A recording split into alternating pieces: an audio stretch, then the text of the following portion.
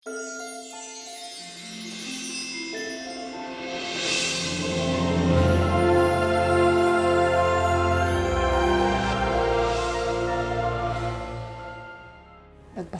mo na kung pinanghihimasukan ko ang buhay mo. Ayaw lang kita kasing masaktan. Ngayon lang may lalaking naglakas loob na mahalin ako. Masisisi niyo ba ako kung gusto ko rin yung suklian ng pagmamahal? Si Joaquin, ililipat ng ate niya ng ospital. Isinasakay ngayon sa ambulansya. Joaquin! Hindi ako susuko, Roma. Kahit saan pa siya itago ni Tita Divine, hahanapin ko siya. Yung babaeng kumakausap sa akin, si Blanca. Ikaw si Luna, di ba? Oh my God, you're so black. At ako ang girlfriend ni Teddy na nilalandi mo. For your information, hindi ako ipagpapalit ni Teddy sa isang katulad mo. Nakakuha ko yan sa bag ng Tita Divine mo. Pero, Kamag-alala. Basta, importante, mapunta mo si Joaquin. Ma'am Divine, may bisita po Sir Joaquin. sino? Hindi ko po naitanong yung pangalan pero magandang dalaga po. Hiya ka, ha? Di mo siya pwedeng makita. Ang tigas talaga ng ulo mo eh. Sana maganda na lang ako. Kaya ko ibigay ang hiling mo, pero hindi magiging madali para sa'yo ito. Malugod-god mo kung pinapakilala sa inyo ang anak ko, si Cara Amor Montesinos.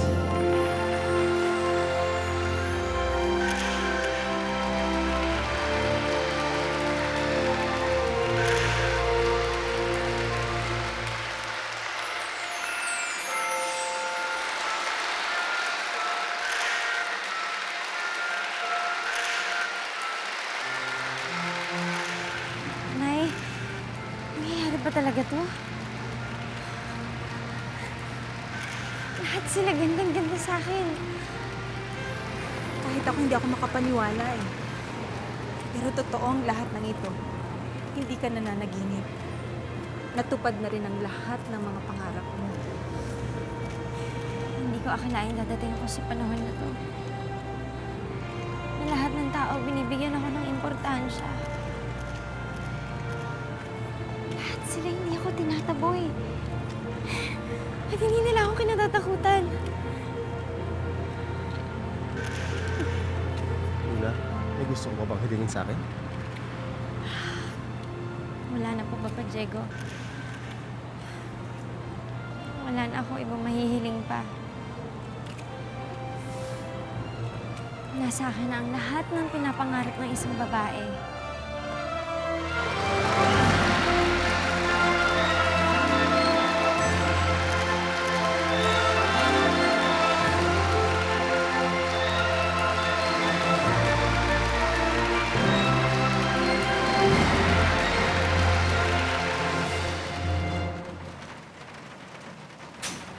O, ayan pa. Lumayas ka, ha? Ayoko na makita yung pagbubukha mo dito. Ayan ang mga gamit mo. Layas! Bilisan mo nang magligpit dyan. Naiinip na ako. Lumayas ka na. nangyayari dito? Bakit nakakalit ang mga damit ng anak ko dyan? Ayan, pinapalayas ko na yung anak mo. Lumayas ka na. Are we in a dog kennel, Divine? Parang gusgusin lang na aso ang anak ko na pinalalayas mo? Ang tigas kasi ng ulo ng anak mo eh. Ayaw niya talagang tigilan ng kapatid ko. Alam mo ba nagpunta siya sa ospital ni Joaquin? Siguro ninakawan niya yung bag ko, yung mga papeles ko doon. Kaya nalaman niya kung nasa ng kapatid ko. Accuse her! Wala siyang alam. At wala kang alam. Lalo na ikaw. Lagi kang layas. You don't even know what's happening in your own household. Daddy, okay lang po. Alis na po ako. Talaga naman dapat na umalis ka. Dahil hindi ka mapagkakatiwalaan. You went through my things. Magnanakaw ka talaga. Hindi siya magnanakaw! Ako ang kumuha ng mga papeles sa bag mo. Kaya kung sinong palalayasin dito, ako! Ako ang palayasin mo! Wala siyang kasalanan! Sinasabi mo lang yan para hindi ko palayasin ang anak mo. No, you know, I have had it with you. I dare you! Palayasin mo ko! Palayasin mo ko, sige! Pag pinaalis mo ang anak ko, alis din ako. Daddy? Daddy? Daddy! Daddy! Daddy! What's happening? Daddy! Luis! Daddy! Luis! Daddy! Luis! Lolo! Daddy! Daddy! Luis, oh. Oh my God, Luis! Daddy! No, no, no, no. Tulong! Tulungan niyo kami! Daddy! Please, Luis! Daddy! No, Luis.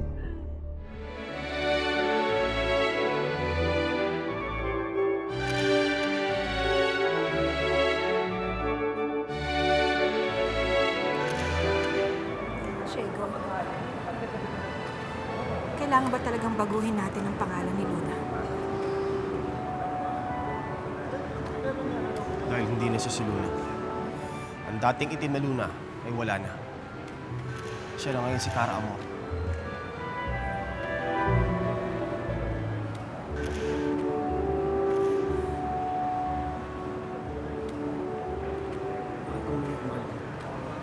Hindi ko ba masaya sa anak natin? Pakiramdam ko kasi ibang tao na siya. Parang hindi ko na siya kilala. Parang hindi na siya ang dating Lunang nakakasama ko. Sa umpisa lang yung Rowena. Alam ko hindi ka pa sanay. At naninibago ka pa sa bagong Cara Amor. Pero hindi magtatagal. Masasanay ka rin. Naintindihan mo ba, Rowena?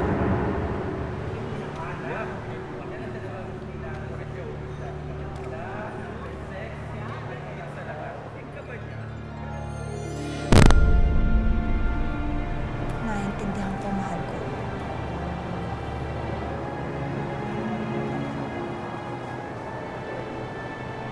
Lahat ng pinag-uutos mo ay masusunod.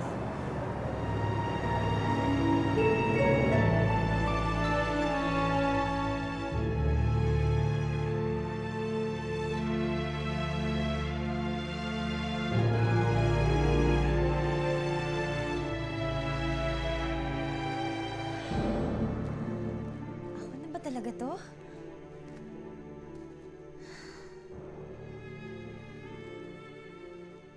Ang laki na nagbago sa akin.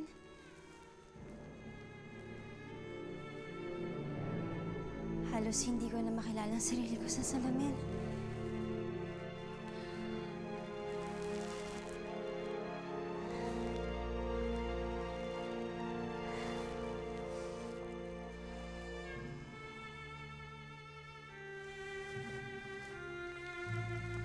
Wala nang pwedeng manlait sa akin ngayon. Dahil mas maganda na ako sa kanila. Maganda na ako.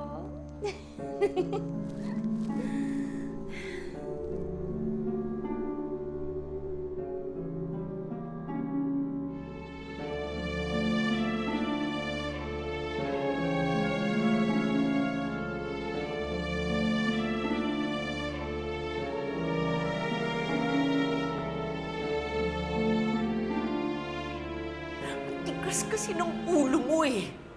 Kung hindi siya naggalit, hindi kami nag-away.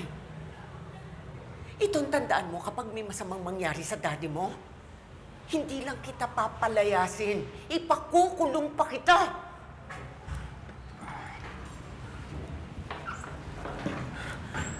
Dok, anong nangyari sa asawa ko? Nagkaroon siya ng cerebral aneurysm. Tumaas ang blood pressure niya, kaya lumobo ang blood vessel sa may utak niya. Kinakailangan siya ni CT scan para makita natin kung gaano kalaki ang swelling. Makakausap ba namin siya? No, he's still unconscious. Pinapababa pa namin ang BP niya dahil once na tumaas po ito ay maaari na niya itimatay. Ikaw ang may kasalanan ng lahat.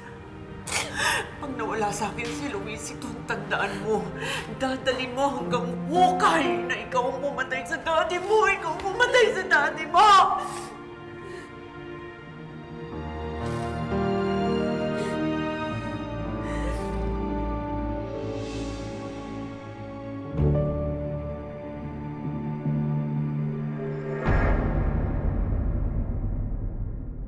gagawing smoother ang iyong araw with the new Nescafe 3-in-1 Creamy Latte. Really creamy. So nice and smooth. Ang araw mo, suddenly, it's Nescafe 3-in Wonderful. New Nescafe 3-in-1 Creamy Latte. Try it now.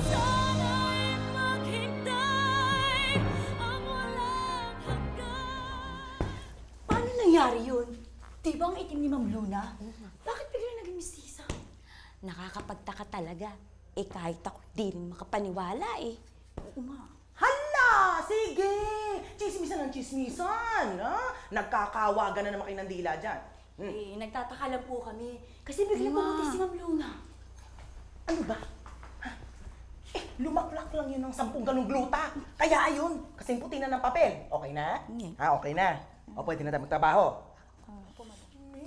Kayong dalawa talaga! Alina, bilisan nyo! Delia. Ay, hello po, ma'am! Ay, doon sa sila. Excuse me.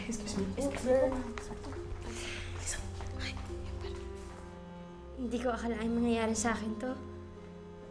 Ako pa? Na pinandidirihan ng lahat ng tao. Pero ngayon, sikat na bigla.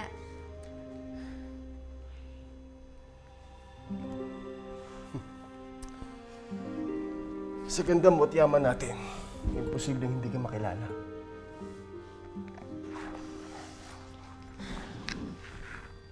Maraming salamat ulit, Papa. Kung hindi dahil sa'yo, hindi ko mararating to. Malayong malayo sa Luna na nilalait-lait lang dati. Hindi na ngayon, Luna. Dahil simula ngayon, ikaw na si Cara Amor.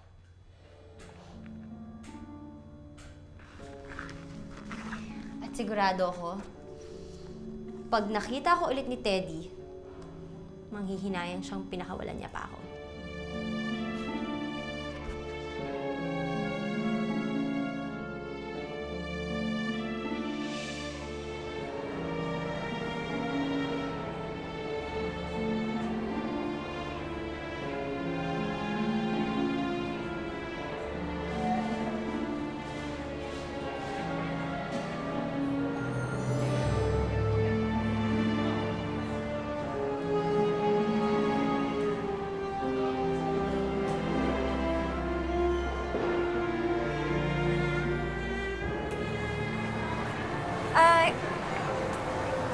Excuse me? Pwede ba magtanong? Sure. Sandali. Kilala kita eh. Natatandaan mo ko? Oo, ikaw si... nasa cover. Si Cara Amor. Ikaw yun, di ba? Si Cara Amor? Hi. I'm Teddy. Sorry. Hindi ako nakikipagkaibigan sa mga estranghero. Lalo na yung mga katulad mo ng pepera ng mga babae.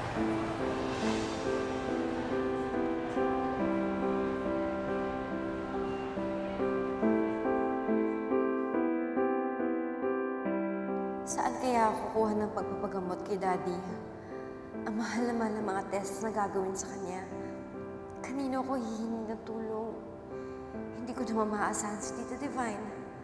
Kung nandito sana si Luna at si Anay, ay may makakatuwang ako kay Daddy. Sana kasi sila. Sana magmilagro ang Diyos at makita ko sila. Kahit man lang papaano ay may hingahan ako ng problema ko. Diyos ko, yung pera ko! Miss, pasensya ka na. Miss, nasaktan ka ba?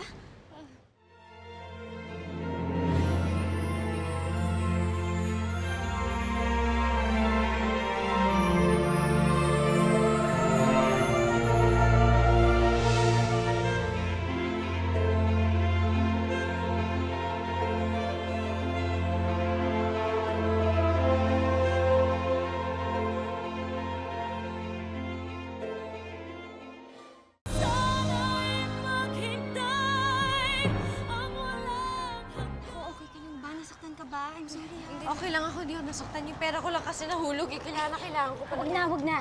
Kailangan ko kasi yung pera ko na yun eh. Hindi pulutin yan. Bibigyan na lang kita. Sandali lang, ha?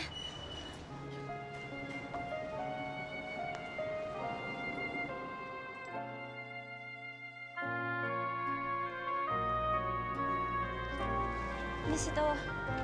Sa'yo na lang. Kunin mo na. Ang dami naman ito. Miss, pasensya ka na. Hindi naman makapal yung mukha ko, kaya lang. Hindi ko ito tatanggihan. Gipit na gipit kasi kami sa pera ngayon na ospital yung daddy ko. Siya lang yung natitirang pamilya ko. Ganun ba?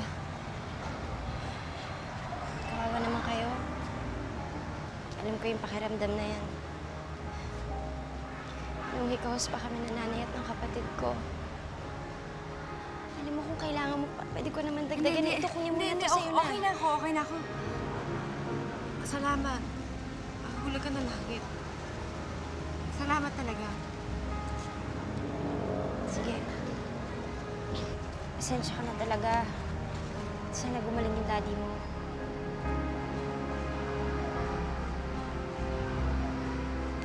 Miss? Ano pangalan niyo?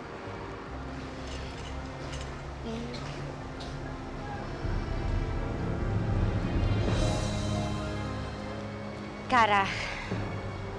Kara Amor.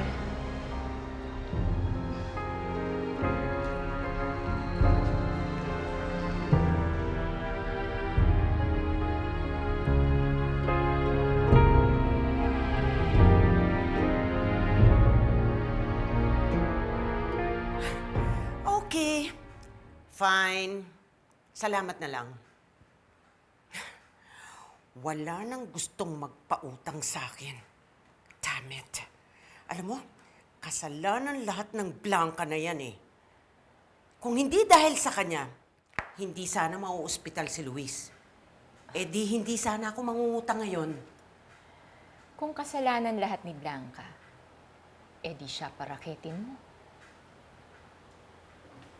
Paparakitin ko siya. Eh saan naman rarakit ang isang janitress? Mars, ibang racket ang sinasabi ko. Yung racket na malaki ang kita. Foreigners ang customer. Talaga? Nagpapahanap sila sa akin ng live show. Ay, magsasayaw lang. Ang laking pera! Lalo na kung virgin. Kahit triple, pwede tayong sumingin. Pasok sa banga si Blanca. Bagay nga siya doon.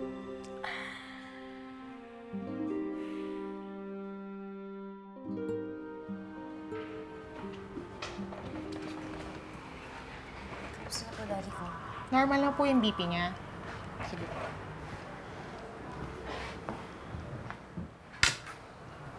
Kamusta pakiramdam niyo, daddy? Mas fit as a horse. Kaya, lumabas na tayo. Mga pataka-metro dito. Wala tayong pambayad. Daddy, huwag kayong mag-alala. Alam niyo ba, nagbigay ng pera sa akin kanina. Nagbigay ng pera sa'yo ng ganun-ganun lang. Sino to? Blanca, you know that nothing is free in this world anymore. Ingat ka. Daddy, hindi. Naramdaman ko talaga, ang bait-bait talaga niya. Tsaka, parang ang ganang pakiramdam ko sa kanya. At ang ganda-ganda niya, tsaka sosyal. Kaya huwag po kayo mag-alala. Dahil may pambayad na tayo ngayon. Sige, pero paano kung maubos na yan? Saan tayo kukuha ulit ng pambayad? Ako na po bahala doon. Ang importante, gumaling na po kayo. At ang importante din ay maalagaan ko kayo hanggang gumaling kayo.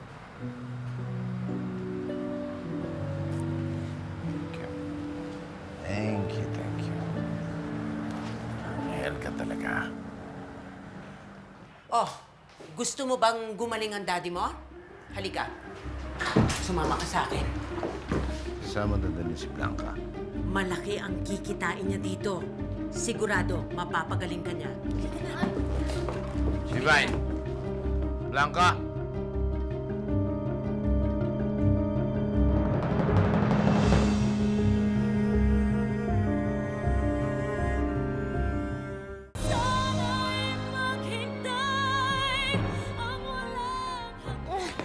Hindi ako sasama! Pwede ba huwag ka na ngang mag-inarte? Baka hindi mo alam kung magkano ang bill dito sa ospital. Sa mo! Ano, may pambayad ka dyan? O baka naman talagang gusto mo, iuwi na lang natin ang daddy mo kahit hindi siya magaling. Gusto mo na talaga sigurong mamatay ang daddy mo eh, no? Gagawa ko ng ibang paraan. Pero hindi ako papayag sa pambababoy na gagawin mo sa akin.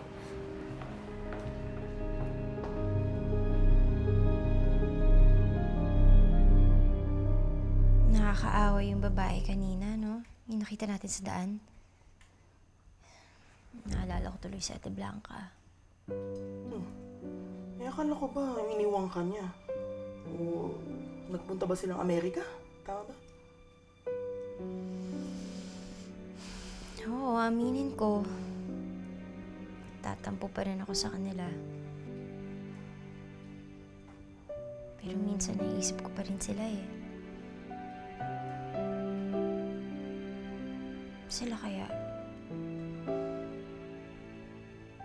Naiisip pa kaya kami ni Ate Blanca at ni Daddy? Ay, nako. Kung ako sa'yo, huwag mo na silang bigyan ng pansin. Eh kung iniwan ka nila, eh di kalimutan mo na sila. At sa dami ng pera mo, maraming paraan para makalimutan sila. Tulad ni Teddy, o sinaktan ka niya, eh di dead man na siya sa'yo. Eh masama naman talaga ugali ng Teddy na yun.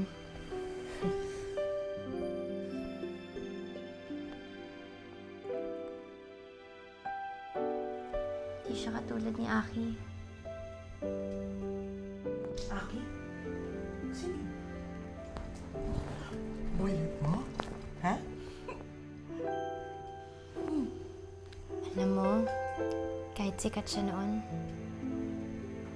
hindi niya ako nilait at sinamantala. Minsan nga, pinangarap kong mahalin niya ako. Pero iba naman mahal niya. Eh kung ngayon kaya kayo magkita, ha? Sa ganda mong yan! Sigurado ko sa'yo, hindi ka niya dededmahin. Di ba?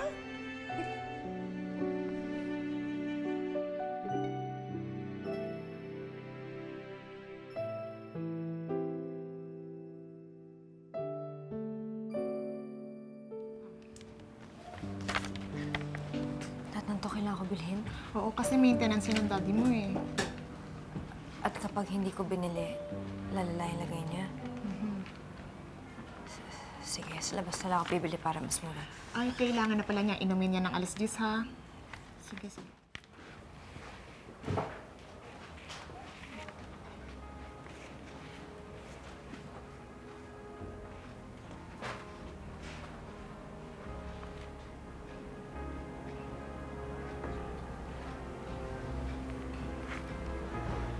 Saan ako kukuha ng pera?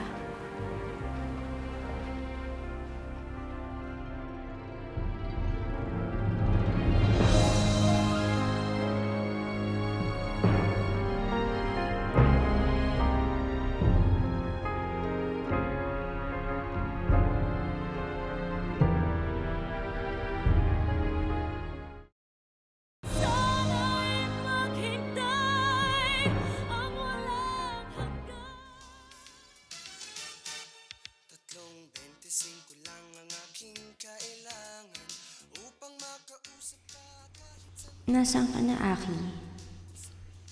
Sana magkita pa rin tayo. Dahil alam kong mamahalin mo na ako ngayon. Dahil ibang Luna na ako. Mahal pa rin kita, Aki.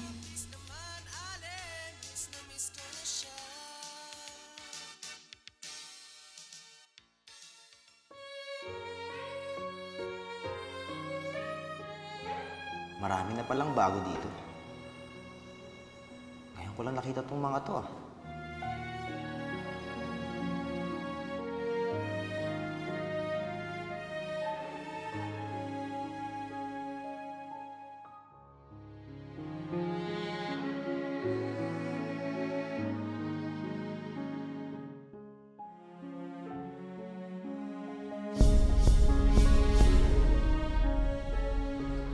Blanca?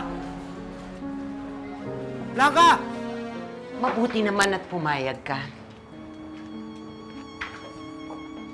Arte-arte pa. Ayan, suot mo. O basta ha, tandaan mo, sasayaw ka lang. Galingan mo. Dapat yung mga pagiling-giling kang ganyan. Para kapag tinake home ka ng customer, siguradong malaki ang iuwi nating pera. Yun kung gusto mo lang namang mabuhay pa ang dati mo. Ha? Ano pang tinatayo-tayo mo? Suot mo na yan!